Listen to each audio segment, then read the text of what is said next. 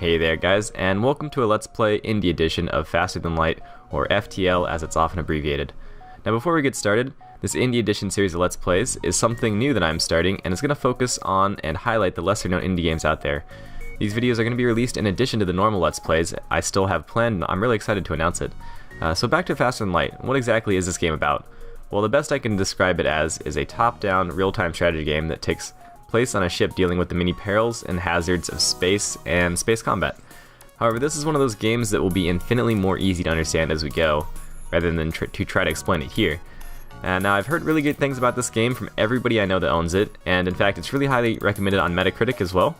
So without further delay, let's go ahead and jump right into it, and I hope you guys will join me along the way for some space adventure.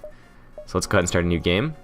Now, I have played this game, or have played through and started a new game a few times just to kind of get the ins and outs of the game, and I have gone through the tutorial, but I'm not that experienced. I haven't beaten the game. I haven't really gotten very far in it. But I think I know enough that I can try to explain it to you guys. So here you have your ship selector. Don't have any other ships unlocked at the moment, but we can rename the ship because I don't like the name the Kestrel.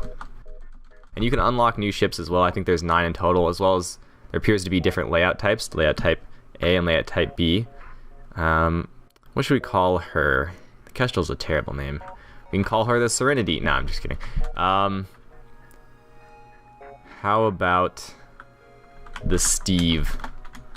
The Steve, if I can type here. The Steve. There we go. And I can't select the layout types, don't have them. So you can see what it looks like with the rooms hidden. And now if you complete these achievements, I think this is how you unlock the other layout. 6 unique aliens on the Kestrel cruiser simultaneously. Have every system and subsystem installed, and if you're not familiar with this game, you're probably like, what the heck does all this mean?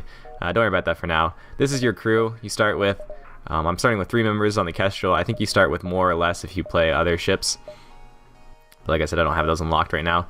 These are your systems that you're going to have. I'll explain them as I go, and these are your weapons. Don't have any drones or augmentations available. Now, there's easy or normal difficulty, but this game is known for being really difficult. It has a very high learning curve, and it's especially punishing to newer players. So I'm still going to stay on easy. Easy's really not easy. Easy's kind of like a normal mode, and normal's kind of like hard, at least from what I've understood. So once you go in here and get started, it says the data you carry is vital to the remaining Federation fleet. You'll need supplies for the journey, so make sure to explore each sector before moving on to the next, but get to the exit before the pursuing rebel fleet will catch up. And then gives you a little tip. So let me just explain some stuff to you. I'll explain more as I go, like I said, but some basic stuff here. This green meter here at the top is your hull integrity. And just think of this as your life bar. When it reaches 0, your ship blows up. You can't refill it unless you go to a store, I believe, and fix it. And maybe there's some other ways out there, but I don't know of any other way. So you have to be very careful with your life bar. This is your amount of fuel. Every time you jump to a new... I don't remember what they're called, but they're like beacons or something.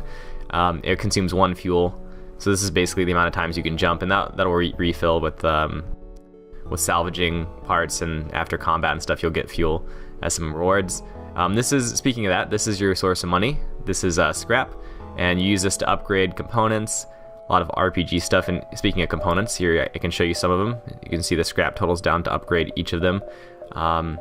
You have your systems and your subsystems. Your subsystems are kind of passive things that just happen, and your systems are things that you can power up and down as you go and allocate power to different areas. This is your total power in your reactor. You can see our crew here. Oh, I forgot to rename them. I should have named them something cool. I renamed my ship the Steve. Alright, well, we got Maiden, Luan T, and Gierk. It's interesting names. And then this is just your equipment that you have. But back onto this stuff, this is your missiles you have. Just more powerful. The Artemis weapon that I have uses 1 missile every time. Drone parts are, if you have drones, these little things that hover around your ship and can do stuff, or you can send them to attack. You have your Vade meter, your oxygen, your crew, and I'll talk a little bit more as I go, but let's go ahead and open up the map here. So you'll notice right away you have this kind of little branching path system. I'm sure there's a better name for it, but everywhere you go, all the other locations in proximity will become available. So for example, if I go up here, I could probably travel to here, here, here, here, and maybe here, and then go on like that. And you want to eventually make your way to the exit, because this big fleet think of a big line behind my ship here. It's going to slowly sweep from left to right across the screen. So you can't take too much time just bouncing around between planets. You eventually have to make progress towards the exit. So right away we have a big nebula in front of us. This is space, after all. And if you go into a nebula, some interesting things can happen. I'm going to try to avoid the nebula. And in fact, we have a distress beacon down here. Sometimes you have events when you go to different places. So let's go check out what's going on at the distress beacon. You find a number of ships fleeing from a small space station. You hail them, asking what's wrong. Help, we're being overrun by some sort of giant alien spiders. Send the crew to help immediately. Giant alien spiders are no joke. Well, that's true. But you can have you can't have consequences for your actions. So you have to be careful sometimes. Every time you jump to a planet, you'll usually be prompted with a box of text here like this. And sometimes you'll be prompted with decisions, like do one thing or the other, sometimes multiple decisions, sometimes you'll just be met with a foe trying to fight you, other things like that, and sometimes nothing will happen. I'll just say there's nothing here, and then you go on to the next area, but that's basically how it works. So if we send crew to help, I guess bad things that could happen is, like, one of our crew members could die, I think, or we could choose to leave them alone. If somebody dies, I'm pretty much screwed out right off the bat. I don't want to lose anybody, so maybe we should, let's help him out. Your crew boards the station, cautiously moving between corridors. Suddenly, a man-sized arachnid bursts from a vent in the ceiling, followed by countless more. You fight your way back to the airlock and are forced to leave before accounting for all crew members. Not everyone made it back. Oh, crap. Oh, Luan T. Okay, so right away, we're already down to 2 members here, and you can move them around the ship, and that's very important to when you start fighting, because they need to repair stuff as you go, but also, I'll talk a little bit about the systems right now. So this is your power meter, and so you can allocate power to different areas. So if I want to power up my reactor a little bit more to get more evasion chance, I can do that. If I want to power up my weapon systems, it takes power. So this is your shield. You see your shield meter. I have 1 shield right now. You can get up to 4. Your engines, and every 2 bars of this is 1 bar up here. This is your engines, affects your evade chance.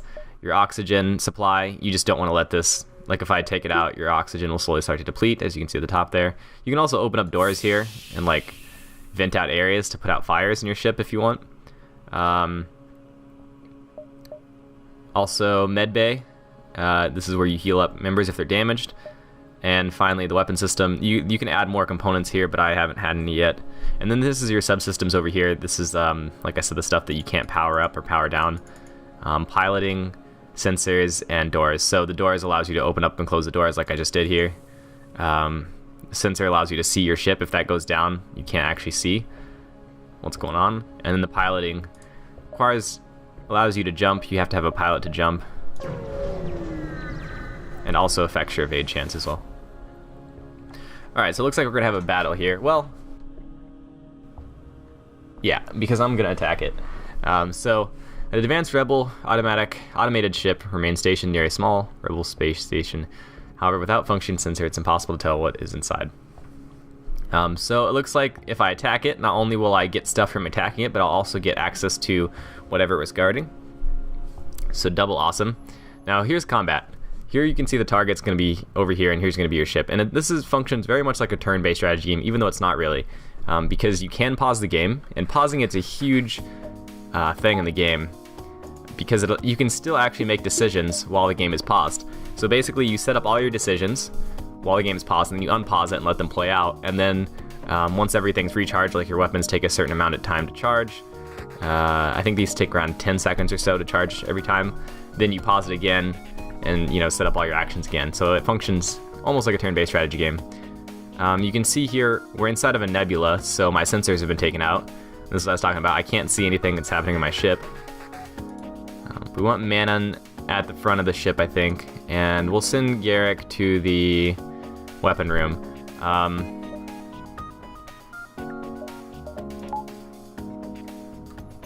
Alright, so you notice that the reason you want to send crew members to certain parts is you get this little icon here, and when they're manned, when the stations are manned, they get bonuses. So the weapon manning station gives me an additional, they charge faster basically. So my weapons are charging up here. I'm gonna send my missile launcher, probably send the missile launcher at its weapon system, and we'll send my laser at its shield system. So what happens is the missile will go through shields, it'll penetrate shields, and the burst laser will not. But since it only has one shield, it only takes one hit for the shield to go down. The burst laser fires 3 lasers, so it'll definitely penetrate the shield, but I want to get the weapon system down right away so I don't take too much damage. So you can see my O2 system took a hit, but I pretty much annihilated this guy. So this guy has no weapons and no shield, so he's a sitting duck. I can just take him down as I want to. I don't have to waste another missile for my Artemis. Did use up 1 missile here, as you can see, so we can disable that and power up my engines. This guy needs to go repair the O2 meter because we're slowly losing oxygen. So you can send him to go and he'll automatically repair it. And the burst laser is set to fire as soon as it's charged up. There it goes. And they're dead. So we got 22 scrap and another 15 from the station plus a weapon system or a drone system. Now it's really good to get this stuff because even if you can't use it, for example, I don't have a drone system installed, so I can't actually use these. They're good because you can sell them at shops for a lot of money. So, always great. I can't believe I only have 2 crew. I can't believe somebody died. Like, that's not a great start. Somebody dies that quickly. That's a pretty bad sign. Alright, let's get out of this nebula. Check out another distress beacon. But hopefully you guys are getting kind of an idea of how the game works. You arrive at a distress beacon near a small asteroid belt and find a ship with pirate markings partially crushed between 2 large rocks. I can try to help them out and dislodge them by shooting at the rocks, or I can destroy and loot the ship. They're just pirates. Well, I guess the bad thing would be if I dislodge them, they could try to turn on me. Or maybe I could fail dislodging them and just hit them on accident. I don't know. We'll try to dislodge them. Shockwave forces you back. Uh-oh. So it looks like we weren't successful in dislodging them. That's not good. Oh well. That would have been probably the same result as the second option, except the second option might have got me like fuel or something. But let's go ahead and jump away. Check out another distress beacon here. It appears your distress beacon is coming from the surface of the nearby moon. Your sensors are picking up a single life form. Alright, let's investigate. You find a colony that seems to have been recently attacked. You find a lone survivor. Take him home to his family on a nearby planet, or invite him to join our crew. So if we take him in, we get another crew member, I think. This might be... I think all of your options have chances to fail, by the way. So it might be failable. Or we can take him home. We'll probably get a reward for it. But I'm down a crew member. We need to get somebody on here. So we got Charlie, and Charlie is not a human. Charlie is a different species. So humans, let me pull up my crew member. Humans have, as you can see, no exceptional traits. Common and uninteresting. Gee, thanks. And there are different races. Charlie is a Zoltan. Hail Zoltan. And he provides power to an occupied system, and his maximum health is reduced. So he doesn't have as much health, but the cool thing about him is that he actually powers up a system. So if I send him... Gurk, you're the engine room person now. If I send him to the weapon system, I only need to apply 2 power to the weapon system because he's giving it 1 additional power, which is nice. So I don't have to depower my engine. And choosing what to power up and what to not power is a huge part of this game. Here's the map. Let me take a little bit slower in case I was going through it too quickly before.